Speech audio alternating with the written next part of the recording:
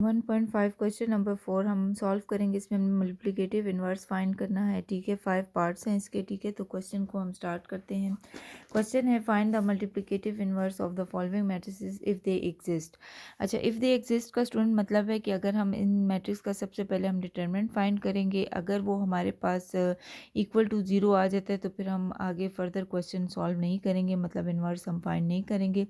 तो जब भी हम इन्वर्स फाइंड करेंगे उसके लिए हमारे पास डिटरमिनेंट का आंसर अगर अदर देन 0 आता है, ठीक है, तो फिर हम क्वेश्चन को आगे सॉल्व करेंगे। ठीक है, तो हम चेक कर लेते हैं। सबसे पहले हम सोल्यूशन में क्या लिख देंगे।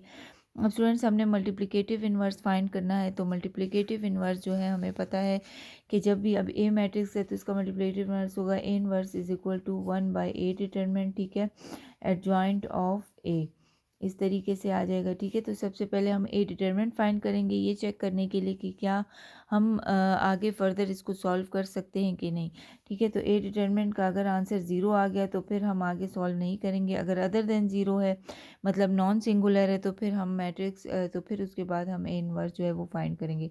अब स्टूडेंट, ए डिटरमिनेंट में हम मैट्रिक्स को लिख लेते हैं 4 1 3 1, ये आ जाएगा। ठीक है, अब ए डिटरमिनेंट में हम क्या करेंगे, 4 को 1 से मल्टीप्लाई कर देंगे। 4 1 ज़ा 4 माइनस 3 1 ज़ा 3 हो जाएगा।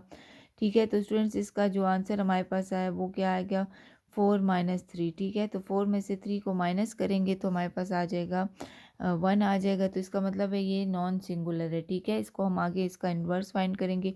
स्टूडेंट, ए डिटरमिनेंट हमने फाइंड कर लिया है। अब हमने एडजॉइंट ऑफ ए फाइंड करना है। ठीक है, एडजॉइंट ऑफ ए हमारे पास किस तरीके से आएगा कि हमने इन दोनों की पोजीशंस को चेंज करना है। 1 ऊपर चला जाएगा, 4 जो है वो नीचे आ जाएगा, और जो ये नंबर हैं इनके हमने साइन चेंज करना है। ये +1 है तो इससे -1 आ जाएगा, ये +3 है तो ये -3 हो जाएगा। ठीक है, इसका एडजॉइंट फाइंड हो गया। अब स्टूडेंट्स, ए इनवर्स में हम लिख लेते हैं। ठीक है, 1/a डिटरमिनेंट है तो उसकी जगह 1/a डिटरमिनेंट जो है वो 1 के इक्वल है तो 1 लिख लेते हैं। ठीक है, अब एडजॉइंट ऑफ ए, ये हमने एडजॉइंट फाइंड किया 1 - 1 -3 4। ठीक है, इस तरीके से हमने हमारे पास जो है वो एक फर्स्ट ए इनवर्स जो है वो फाइंड हो गया। ठीक है, सेकंड पार्ट इसका है b is equal to this. इसी तरह हमने सोल्यूशन लिखना है। अब b इनवर्स फाइंड करना है तो स्टूडेंट्स उसके लिए हमने b का इन्वर्स ले लेना है। ठीक है, 1/b डिटरमिनेंट हम लिखेंगे। ठीक है, एडजॉइंट ऑफ b लिख लेंगे। ठीक है, अब हमने क्या करना है, सबसे पहले इसी तरह बी डिटरमिनेंट को पहले फाइंड करना है। ठीक है, हम बी डिटरमिनेंट को इसलिए पहले फाइंड करते हैं जैसा मैंने बताया कि हमें पता चले अगर इसका आंसर जो है वो 0 आएगा तो हम फिर आगे फर्दर इनवर्स या बी इनवर्स फाइंड नहीं करेंगे। ठीक है, अगर इसका आंसर अगर अदर देन 0 आ गया फिर हम आगे इसका इनवर्स फाइंड करेंगे। ठीक है, तो बी डिटरमिनेंट है तो 3 4 1 2 डिटरमिनेंट लेने का वही मेथड है। ठीक है, क्रॉस मल्टीप्लाई करते हैं, सेंटर में माइनस का साइन, 3 को 2 से मल्टीप्लाई कर देंगे, -4 को 1 से मल्टीप्लाई कर दें। डायगनल में हमने नंबर्स को मल्टीप्लाई करना है, 3 2 ज़ा 6 हो जाएगा -4। ठीक है, 6 में से 4 को माइनस कर देंगे तो हमारे पास आ जाएगा 2। ये हमारे पास डिटरमिनेंट का आंसर है, इसका मतलब हम इसका इन्वर्स ले सकते हैं। अब इसके बाद हम एडजॉइंट फाइंड कर लेंगे। एडजॉइंट ऑफ बी जो है वो हम किस तरीके से फाइंड करेंगे।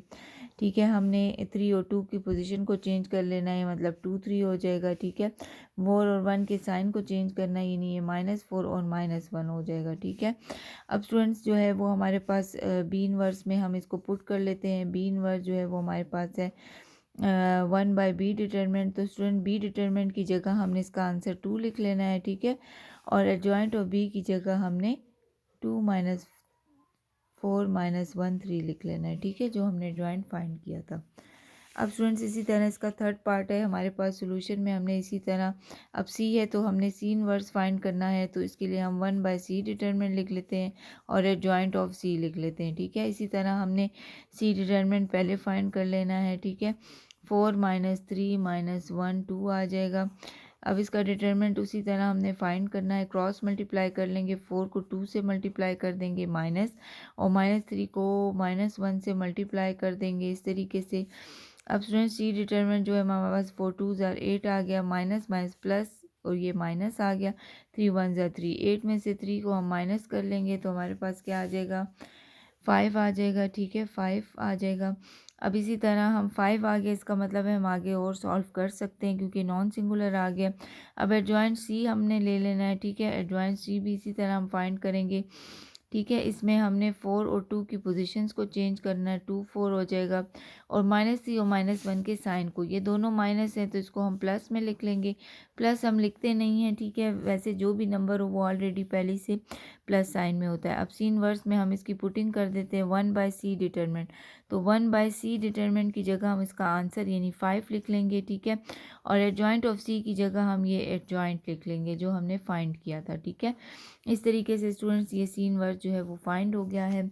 अब इसके बाद हम इसका 4 पार्ट सॉल्व करते हैं जो कि है d is equal to this, ठीक है। सोल्यूशन में अब हमने d इनवर्स लिख लेना है, d inverse is equal to 1/d determinant, ठीक है, एडजॉइंट ऑफ b, ये हमारे पास इनवर्स को फाइंड करने का जो है वो फार्मूला है, ठीक है। अब इसी तरह हमने सबसे पहले d डिटरमिनेंट को फाइंड कर लेना है, ठीक है। 0 - 3 2 4 आ जाएगा। अब इसी तरह क्रॉस मल्टीप्लाई हम कर लेंगे, 0 को 4 से मल्टीप्लाई कर लेंगे, माइनस अपना साइन होगा, 2 को 3 से मल्टीप्लाई कर लेंगे, ठीक है। इस तरीके से अब d जो है वो 0 को 4 से मल्टीप्लाई करेंगे, 0 माइनस माइनस प्लस आ जाएगा, 3 2 ज़ा 6, d डिटरमिनेंट का आंसर स्टूडेंट 6 आ गया। इसका मतलब है इसको हम आगे सॉल्व कर सकते हैं। डिटरमिनेंट के बाद जो सेकंड स्टेप होगा उसमें हमने एडजॉइंट को फाइंड करना होगा, ठीक है। एडजॉइंट ऑफ डी जो है वो हम फाइंड कर लेंगे किस तरीके से कि 0 और 4 की पोजीशन को हम चेंज कर लेंगे, ये 4 0 हो जाएगा। -3 और +2 इनके साइन चेंज करेंगे, ये -3 है तो +3 हो जाएगा, ये +2 है तो हमारे पास -2 हो जाएगा। अब इसी तरह इसको हम पुट कर लेंगे, इसके अंदर डी इनवर्स जो है वो हमारे पास आ जाएगा 1/d डिटरमिनेंट, डी डिटरमिनेंट की जगह 6 लिख लेंगे, ठीक है हम, और एडजॉइंट ऑफ डी की जगह हम इसका ये एडजॉइंट लिख लेंगे जो हमने फाइंड किया था। इस तरीके से जो है स्टूडेंट्स हमने डी इनवर्स जो है फाइंड कर लिया। ये 4 पार्ट हो गया, ठीक है। इसका लास्ट पार्ट जो है वो हमारे पास रिमेनिंग है, ये इसका लास्ट पार्ट आ गया, ठीक है। लास्ट पार्ट जो है वो i इज़ इक्वल टू 1 0 0 1 है। इसी तरह हमने i का इन्वर्स ले लेना है, 1/i डिटरमिनेंट हो जाएगा, ठीक है, और एडजॉइंट ऑफ i हो जाएगा, ठीक है।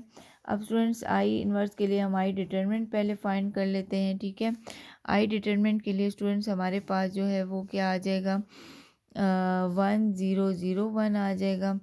अब इसी तरह हमने इसको मल्टीप्लाई कर लेना, क्रॉस मल्टीप्लाई, 1 1 ज़ा 1 -0 इंटू 0, 1 -0 से स्टूडेंट्स हमारे पास 1 आ जाएगा। इसका मतलब इसको आगे सॉल्व कर सकते हैं। एडजॉइंट ऑफ आई जो है वो हम फाइंड कर लेंगे, जो कि हमने क्या करना है, 1 और 1 दोनों सेम है तो इसकी पोजीशन चेंज करेंगे, कोई फ़र्क नहीं पड़ता, ये 1 1 रहेगा, और 0 के अगर साइन चेंज करें तो इससे भी कोई फ़र्क नहीं पड़ता, 0 0 ही रहेगा, ठीक है। तो ये इस तरीके से आ जाएगा, ठीक है। अब हम इसको फॉर्मूले में यानी आई इनवर्स में पुट कर लेते हैं। 1/i डिटरमिनेंट की जगह हम इसका आंसर लिख लेंगे जो कि है 1, और एडजॉइंट ऑफ i की जगह हम इसका 1 0 0 1 लिख लेते हैं। स्टूडेंट्स इसी तरह इसका 1.5 का क्वेश्चन नंबर 4 के जो पार्ट्स थे वो भी हमने सॉल्व कर लिए।